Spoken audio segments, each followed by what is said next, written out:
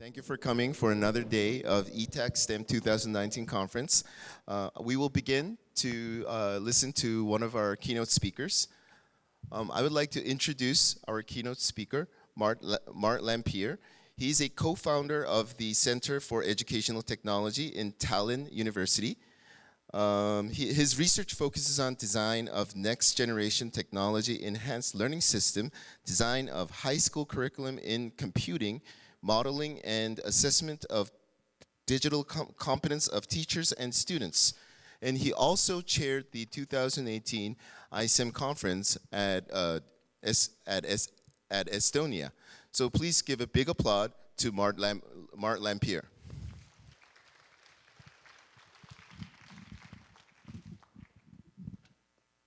Thank you. Hello, good morning.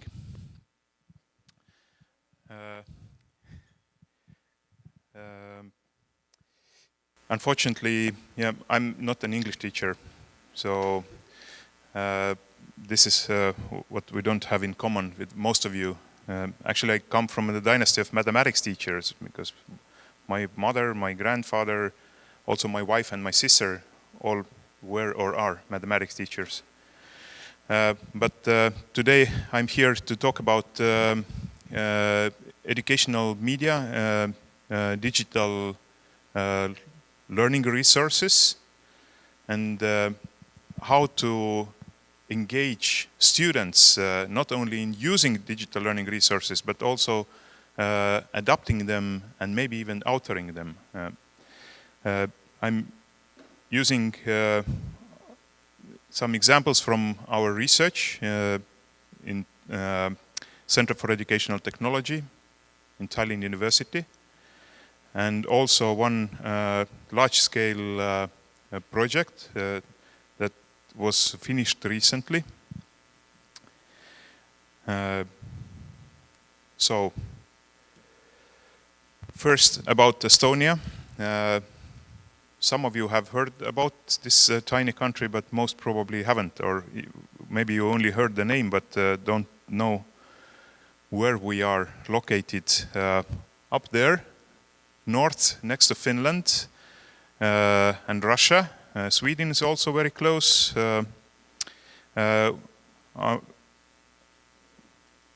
population is only 1.3 million, so it's a very tiny country, although the territory is half of the size of South Korea. So most of the country is quite empty. And as you see, that Tallinn, our capital city, has almost 1/3 of the population, so it makes it even worse. So it makes that it's very difficult to keep up our school system. Schools are scattered around the country, but country itself is beautiful. You are welcome to visit. Our official language is Estonian. There are less than 1 million people in the world who speak this language.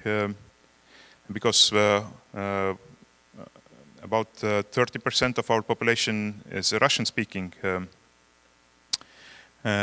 We are members of the European Union. We used to be part of Soviet Union. We are quite advanced in regard to information society development. And we have quite strong ICT sector, so quite active scene of IT startup companies. The Skype was built in Estonia. Skype is still developed in Tallinn. The headquarters is there. And we are home of the European IT agency and NATO's cyber defense center, because Estonia was the first country that was systematically attacked by another country in the cyber space in 2007. We have around 500 schools. Most of the schools have grades from 1 to 9, but about 140 schools have full scale. It means from first grade until 12th grade, kids stay in the same school. Our schools are among the best in Europe, or almost the best according to PISA study. So we are always competing with our neighbor Finland, which is very close to us culturally. Our languages are very similar. So usually Finland was always better. Finnish schools were better than Estonian, but in the last PISA study we beat them, at least in science and mathematics. Yeah, but today I'm talking about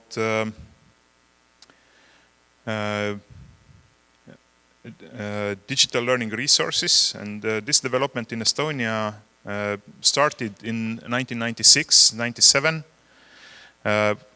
when our President and Minister of Education and Minister of Foreign Affairs publicly launched the school computerization program called Tiger Leap. And our model or the country that got us inspired was South Korea. That's why we called it Tiger Leap, because you know that Korea was Asian tiger, and we tried to become the Baltic tiger.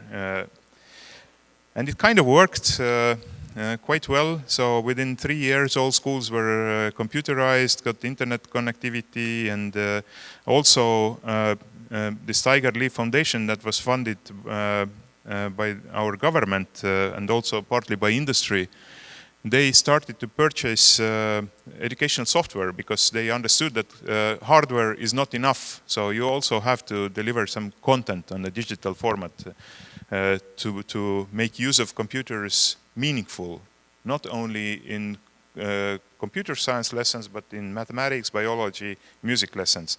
So they purchased in 1998 almost to all Estonian schools about 20 different types of commercial educational software for biology, English language, and so on. And then they also asked Estonian universities and companies to come up with some open educational resource packages that covered the whole, let's say, subject on some grade level. But as you see, the numbers are very small. Only 20 commercial and 10 open educational resource packages. These packages were advertised between schools using printed catalogs. Then by 2008, our teachers were already digitally literate. Most of the learning resources, digital learning resources were created by teachers themselves using very simple tools like PowerPoint, Word, Excel. We had some national competitions then and gave some really nice prizes to best teachers who created digital learning resources. I remember the first prize winners were 2 mathematics teachers who used Excel to create interactive math tasks that you just entered your response, and Excel said to you that this was correct or incorrect, and explained why it was incorrect. So, and then we thought that we should collect this kind of resources created by teachers and share to other teachers. Then in 2008, my research group actually built an educational portal for teachers for Tiger Leap Foundation to collect all these teachers' resources and share them back to teachers, other teachers, so to inspire them and just to make use of them, so that if one teacher already created a really good resource about vectors, so why other 1,000 teachers have to do it again on their own? Yeah, and we were hoping that in few years this portal will be full of resources, because we knew that Estonian teachers actually create very actively all sorts of worksheets, presentations, interactive exercises, but it didn't happen because it appeared that Estonian teachers didn't want to share their stuff with other teachers. because it gave them nothing, no benefits. So in 2014-15, our Ministry of Education became really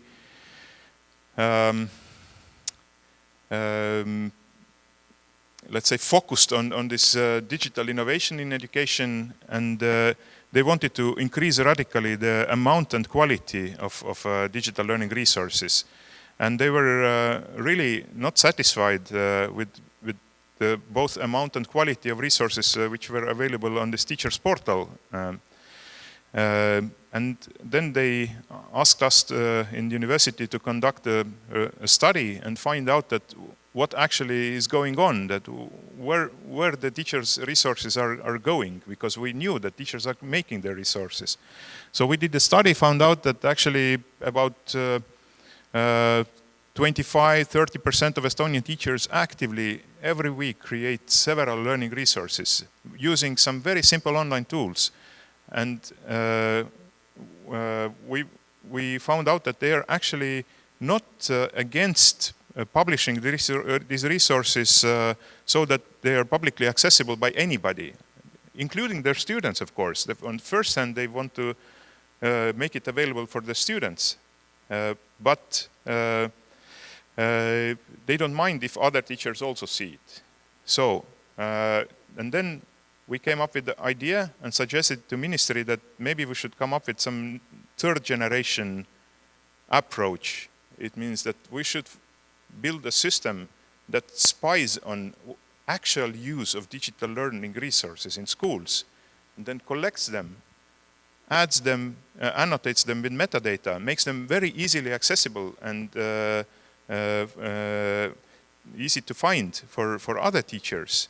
And then we can build already recommender systems to teachers. And so that we could also provide to other teachers and students the tools to create similar resources or to edit and adapt the resources that created by other teachers. So, yeah, now we are almost there. So the first phase of this project is done, and this is what my story is about. But a little bit about background, why we built this kind of system.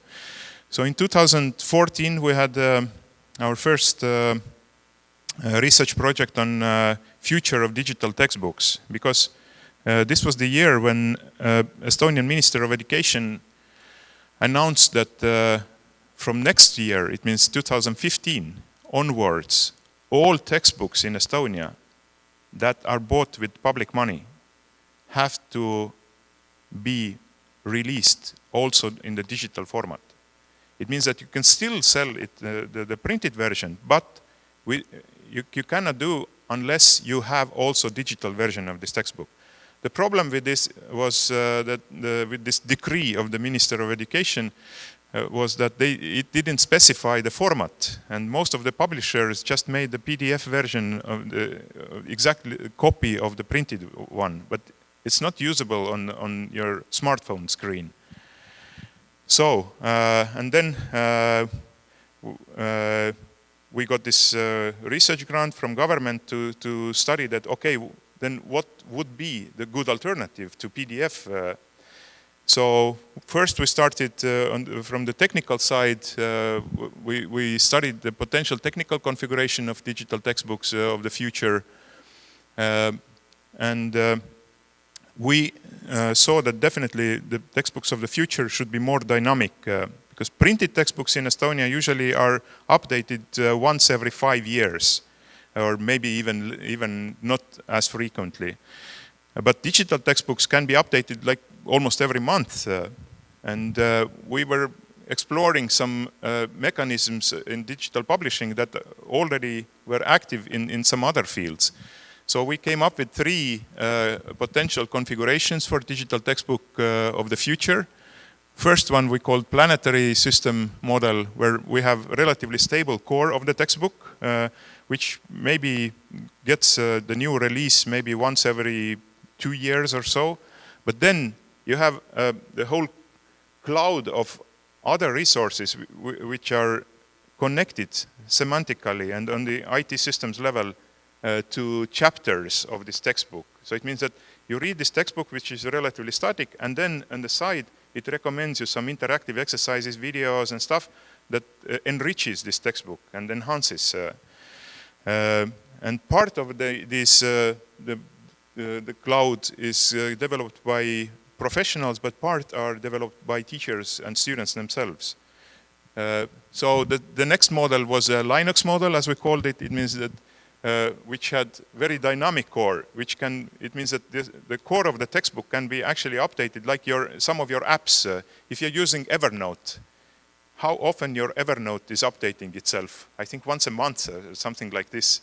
So I think also textbooks can be updated as frequently. And the third model was Lego model. It means that without a core. So it means that we have the cloud of learning objects, and every teacher just collects the objects which they like and compile their own textbook. So actually many educational publishers already worked in this model back then. But for us, it was very clear that pedagogy should come first. So we should start from pedagogical idea why we need to change the configuration and platform and format of the textbook, digital textbook of the future. So you probably know this very important document from 1970s when the Club of Rome, 10 years after publishing their report titled Limits to Growth, which first prominently recognized the ecological problems of the globalization. Then 10 years later, they published the report on no limits to learning. It means there are limits to growth, but there are no limits to learning. And learning is the only thing that helps us to address these issues of ecological problems and demographic problems and so on. And they come up with this some relatively simplified idea of innovative learning. And the same tradition has been followed by many other important research projects and policy documents after that. For instance, UNESCO Sustainable Development Goals and so on. But they don't go to this pedagogical level there. I personally like from the most recent pedagogical innovation literature, the things that have been written by Finnish psychologist Hakkarainen and philosopher Paavola. So one of their important papers is about 3 metaphors of learning, where they contrast between 2 types of pedagogical theories. The monological learning theories and dialogical learning theories. So most of the education psychology, especially the traditional one, you know, Thorndike, Skinner, and so on, they only focus on single learner and how to give the correct stimulus to the single learner and then feedback and response and reinforcement and so on. On the contrast, there is also other group of pedagogical theories that describe learning as a dialogue. Dialogue between persons, but also dialogue between person and community, or dialogue between learning resource and learners. But this is not enough for digital age, as Paavola and Hakkarainen say. They say that today we need also the third type of learning theories, and they call it trialogical, where on top of the learner and community and teacher, you add the third actor, which is a digital mediator, some digital artifact or learning resource or learning environment that mediates this learning and leaves some traces of knowledge behind. It's quite clever theory, so you can find out about it on your own. So it's clearly Vygotskian theory, as you recognize it from this triangle. But it focuses on these three new types of artifacts or entities that are used in this interplay between individual subjects, learning community, and mediating tools. So you see that we don't always have to learn using digital tools. The learning mostly still happens in the real world, using pencils, your hands, or your voice, or some physical tools, and also in your head. But if you add the digital component to it, you can make this learning more visible, shareable, and more easy to analyze. The other perspective on this new pedagogy comes from Michael Fullan, who also in a little bit simplified way contrasts between old and new pedagogy. So explaining that how in this old pedagogy, teacher had three different components of professional knowledge. It means the most important component was content knowledge. If I am a mathematics teacher, then my mathematical knowledge is most important one. And the second layer, I have pedagogical knowledge, and when I passed through teacher education program, usually my mathematical knowledge was given by professors who knew nothing about pedagogy. And vice versa, my pedagogical knowledge was taught to me by another group of teachers who knew nothing about mathematics. And then I learned on my own about the use of technology. And for my pupils, only the content knowledge was important. So not pedagogical knowledge and mostly also not technology use. So all the focus was to use the technology and my pedagogical knowledge to deliver the content to my students. So the outcome of this old pedagogy was content mastery, just remembering the content then. So in the contrast, the new pedagogy has the technology that around everything. So you're always embedded in technological environment, and it means that both your content knowledge is related with the technology. You get most up-to-date knowledge about your field of study using technology, and better to do it together with students. So because all fields of knowledge are today changing quite fast. And pedagogical knowledge also has to make use of this ubiquitous technology. And it's not anymore only the thing that should be used only by teacher. So in this old pedagogy, the pedagogical knowledge was like ornithology or aerodynamics for birds. It means that birds know nothing about aerodynamics. They just fly.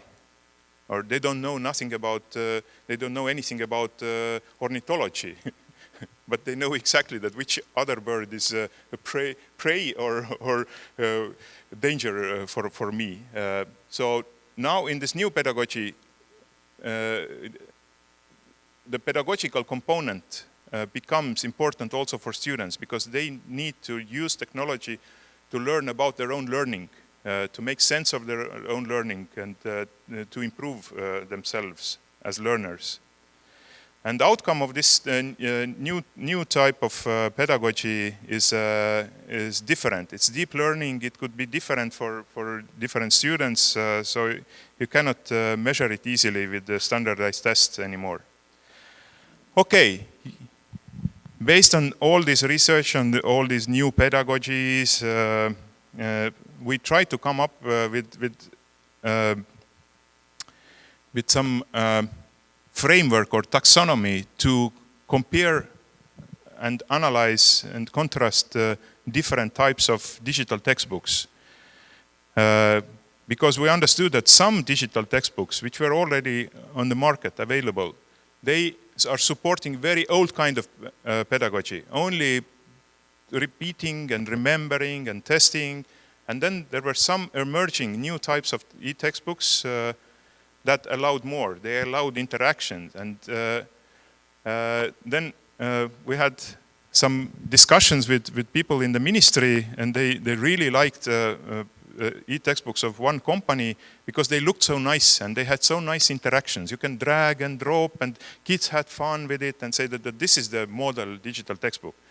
And we were kind of skeptical because we saw that actually this interaction is only using this fun component, but kids don't learn really much with this fun, and teachers have no information of the results of this interaction because this was iBook platform by Apple, and it doesn't collect this interaction that students did, and the teacher has no information about it. So teachers cannot give feedback, cannot guide students, and so on. So we tried to come up with a scale that shows that how far can we go with supporting this more creative and collaborative learning with new formats of digital textbooks. So this is the scale we came up with. So on the first level, this digital textbook only allows consuming. It means that there is no interaction, only you read or watch or listen. But on the second level, you can already annotate. You can add some tags or notes or comments, copy excerpts to your own notebook, and maybe share them with the others, and including with the teacher. On the second level, this is the iBook level, where you can interact, drag and drop, and something happens. System gives you feedback, but teachers have no information about it. Other students have no information about it. Students cannot collaborate on it. On the third level, it's submitting, where the student responses are collected and analyzed by teachers, and the teacher can give feedback from his or her side. On the fourth level, students are able to expand the resource given by teacher. So it means that they can add some other stuff, some videos, their own notes, and it becomes the integral whole. So it becomes part of this learning resource, and it will be seen by others. On the fifth level, the students will get copy of this digital learning resource, can click edit and remix it, make their own version. And on the sixth level, they have exactly the same tool as original author of this textbook, and they can create their own textbook or part of the textbook. So we created also the tool, online tool for teachers to make lesson plans where activities are on the timeline, and on the y-axis you can see the learning resources. The longer the bar is, the higher of the level of learner co-authorship to this resource. So this is very active lesson. You can see that the students are remixing and creating and then submitting using very simple tools. So in parallel, we also had to address the goals of our national lifelong learning strategy, which had 5 goals, and one of these 5 goals was digital turn towards one-to-one computing in all classrooms and then all education levels. This goal had 4 sub-goals, and one of them was to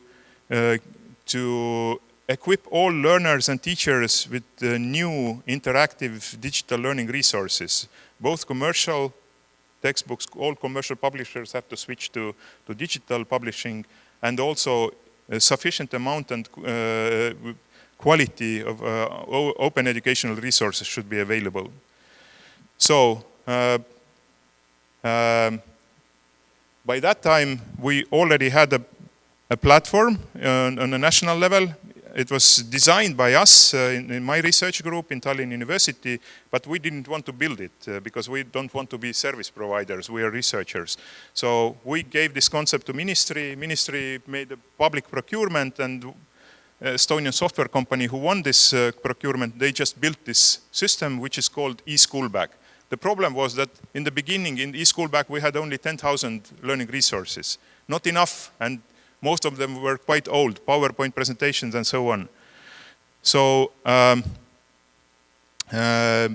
then we convinced ministry that they need a push, they need to get very fast a large amount of resources that cover whole curriculum. So they announced the public procurement. Again, we put together a group of researchers and teachers and won this bid. And we covered 4 curriculum domains out of 6 in the high school level, from 10th grade until 12th grade. Completely. All compulsory subjects and elective subjects are covered in mathematics, science, social studies, and arts and music. So everything is open source. Very simple authoring tools. These authoring tools are very available to everybody. We hired 80 experienced school teachers and expert teachers who monitored their work and guaranteed the quality. We had education technology support, the multimedia support. We had really well-prepared instructional design framework based on Merrill's ideas on scaffolding and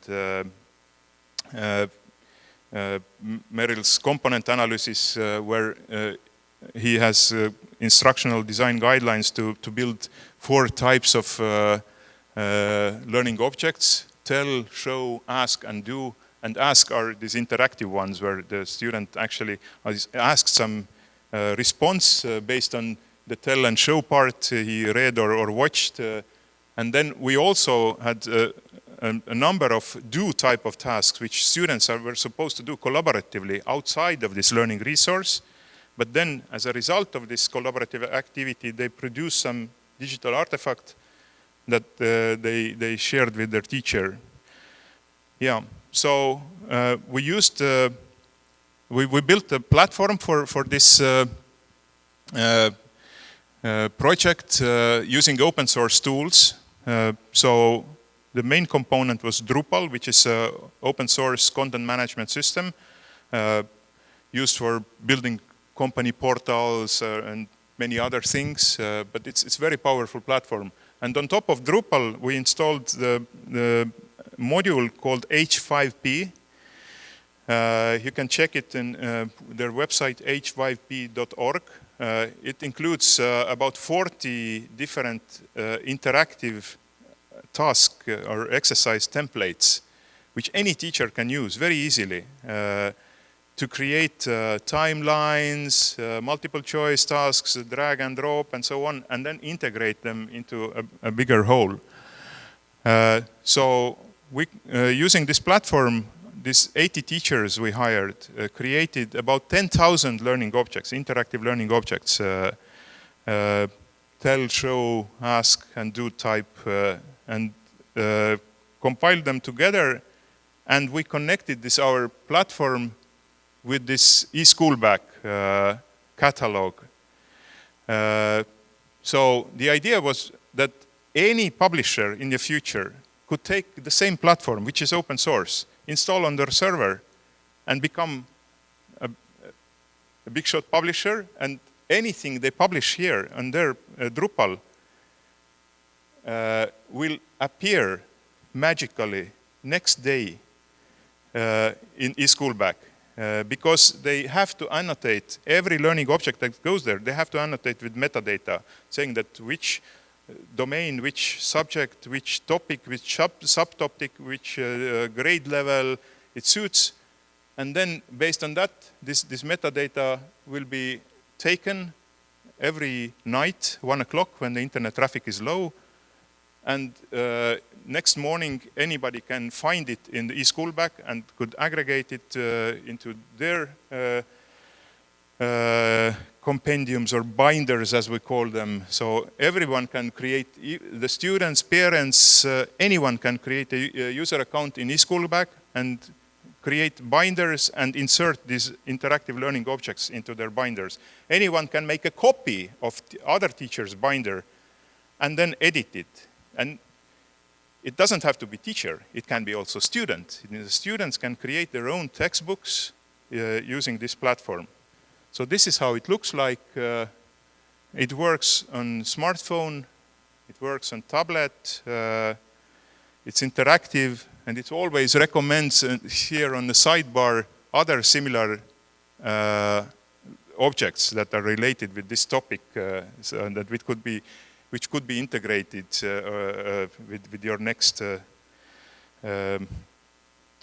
binder. We did also pilot study in 30 schools using pre- and post-test, pre-test, or let's say it wasn't pre- and post-test design, but prior to pilot we studied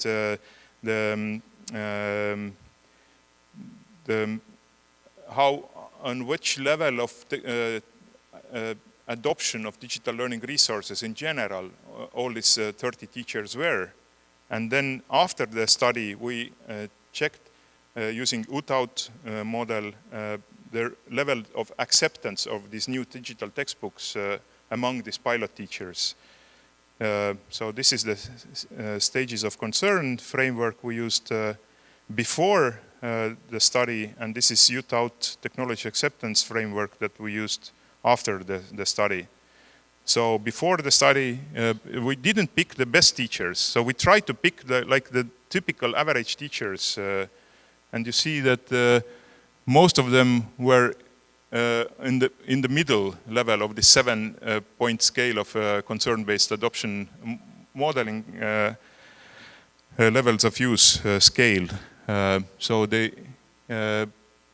were some teachers who were actually quite not so digitally literate, and some were quite innovative, I would say, but majority were in the middle.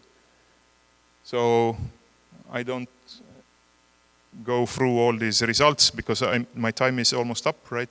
Or how much time? Okay. So as you see on the acceptance scale, the results were actually pretty good. The only thing that was not so positive was that the teachers said that my students used sometimes H5P objects on their own. Mostly they said no. So only when teachers said, then they used. But we didn't give them very clear pedagogy how to use them. We wanted to see that what kind of strategies teachers come up with. And they used some quite unexpected strategies with these learning resources. They use them actively in the classroom. They would use them before the class, like flipped classroom model, and they used also sometimes after teaching new resources. We did also some quite extensive lesson observations during the pilot using our own lesson observation tool, Observata, and we asked teachers to do weekly reflections. So mostly these reflections gave us input for updating and improving these learning resources. So yeah, as a result, the largest open educational resource initiative in Estonian history was quite successful. We ended up with doubling the content of this e-school bag and tripling its use. It's all published under a CC BY license, which makes it available and editable by anyone. And it's piloted in 28 schools. And yeah, so I think it gives a really solid ground now for future research using learning analytics, because every click the learners make with these digital learning resources creates a learning analytics statement which can be analyzed later. So every click is collected somewhere and for the further analysis. So thank you. If you have any questions, I will be glad to answer.